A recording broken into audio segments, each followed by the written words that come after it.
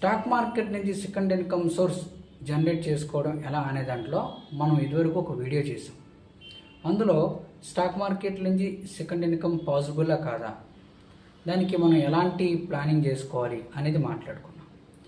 ఇప్పుడు దానికి కంటిన్యూస్గా చేస్తున్న ఈ వీడియోలో అసలు స్టాక్ మార్కెట్ నుంచి సెకండ్ ఇన్కమ్ సోర్స్ జనరేట్ చేసుకోవడానికి సింపుల్గా ఉండే స్ట్రాటజీ ఏంటి, దానికి మనం మెంటల్గా ఎలా ప్రిపేర్ అవ్వాలి అనేది మాట్లాడుకుందాం. Hi, this is Jogi, financial advisor, Dhanamoolam investments. Trading in stock market without proper planning is like running on granite.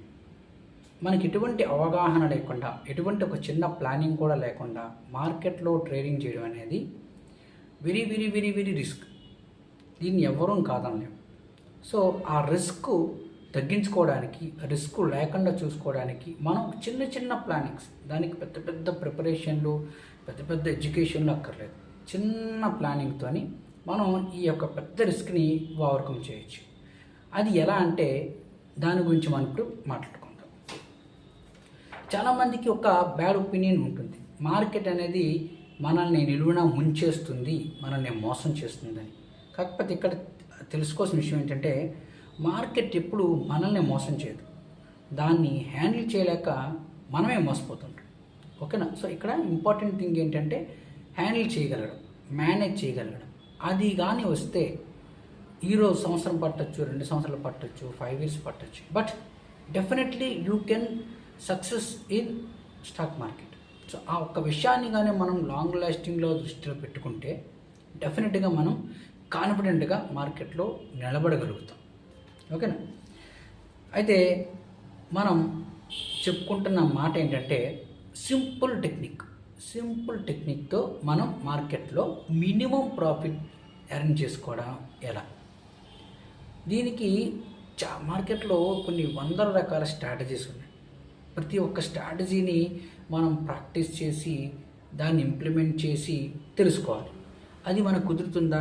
మనకు కుదురుతుంది. ఎందుకంటే మనం దీన్ని సెకండ్ ఇన్కమ్ సోర్స్గా పెట్టుకున్నాం. మనకి ప్రైమరీగా ఏదో ఒక జాబో బిజినెస్ ఉంటుంది. సో దాన్ని కాదని మనం ఇది చేయలేం కాబట్టి దీనికి మనం కొంత టైంను మాత్రమే కేటాయించగలం. సో ఆ టైంలో ఎలా ఉండాలంటే ఎక్కువగా స్వింగ్ ట్రేడింగ్ అంటాం. స్వింగ్ అంటే మార్కెట్ బాగా డౌన్లో ఉండడం. ఎప్పుడైతే మార్కెట్ డౌన్ అవుతుందో మనం ఎంపిక చేసుకున్న కొన్ని పర్టిక్యులర్ స్టాక్స్ని బాగా రేటు తగ్గినప్పుడు కొని పెట్టుకోవాలి. ఓకేనా? అది వితిన్ కపుల్ ఆఫ్ డేస్, లేదంటే 1 week or 10 days or 1 month maybe, ఆ టైం పీరియడ్లో ఖచ్చితంగా ఆ స్టాక్ అనేది మళ్ళీ స్వింగ్ పెరుగుతుంది, అంటే హైలోకి వస్తుంది. అప్పుడు మనం పెట్టుకున్న టార్గెట్ ప్రకారం మినిమం 5 to 10% మధ్యలో ఎప్పుడైతే అది ఆ పర్సంటేజ్ రీచ్ అవుతుందో దాన్ని మనం అమ్మేసి ఆ ప్రాఫిట్ తీసుకోవడం. దీన్ని స్వింగ్ ట్రేడింగ్ అంటాం. దీనికోసం మనం ఎక్కువగా టైం కేటాయించాల్సిన పని లేదు. దీన్ని మనం ఎక్కువగా ప్రిపేర్ అవ్వి, లేకపోతే స్ట్రాటజీస్ లేదంటే టెక్నికల్స్ ఫాలో అయ్యి రీసెర్చ్ చేసిన పని లేదు. మనం గంటల తరబడి సిస్టమ్ ముందు కూర్చోవాల్సిన పని లేదు. మొబైల్ ఓపెన్ చేసి కంటిన్యూస్గా వాచ్ చేసిన అవసరం లేదు.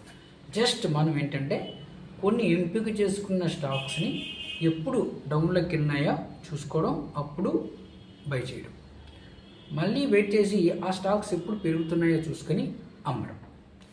అంటే దీనికి ఒక చిన్న స్టడీ ఉంటుంది, చాలా రకాల ఫ్యాక్టర్స్ ఉంటాయి. బట్ మనకున్న మినిమం బేసిక్ నాలెడ్జ్తో ఈ ట్రేడ్ చేయగలుగుతాం. ఎవరైనా చేయగలుగుతారు.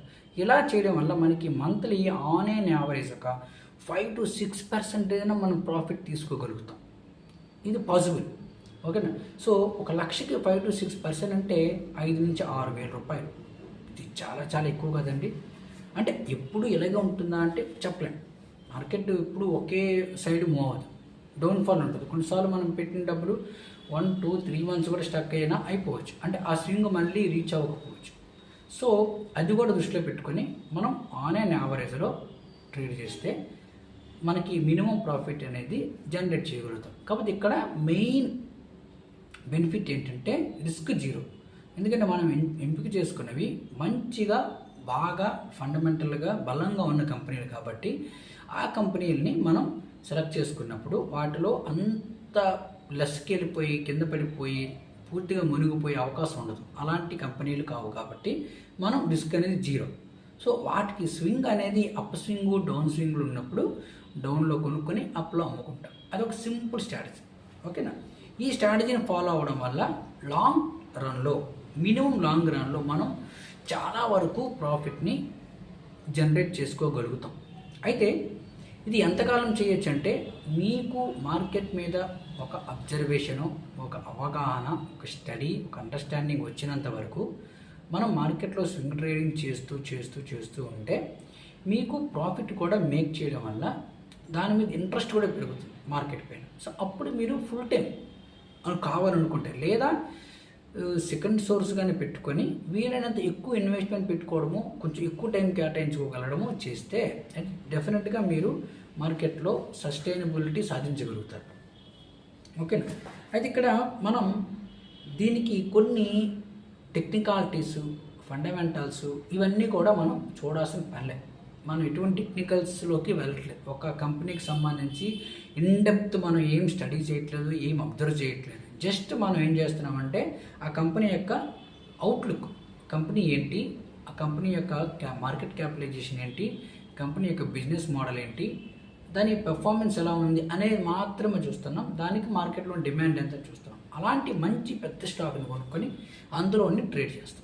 ఓకేనా? సో దీని గురించి మనకి ఎక్కువగా లోపలికి వెళ్ళి డెప్త్కి వెళ్ళి రీసెర్చ్ చేసేది ఏమి ఉండదు. అలాంటప్పుడు మనం మార్కెట్లో సింపుల్గా తక్కువ టైం స్పెండ్ చేస్తూ మినిమం ప్రాఫిట్ ఎర్న్ చేసుకోవడానికి చాలా ఎక్కువ స్కోప్ ఉంది.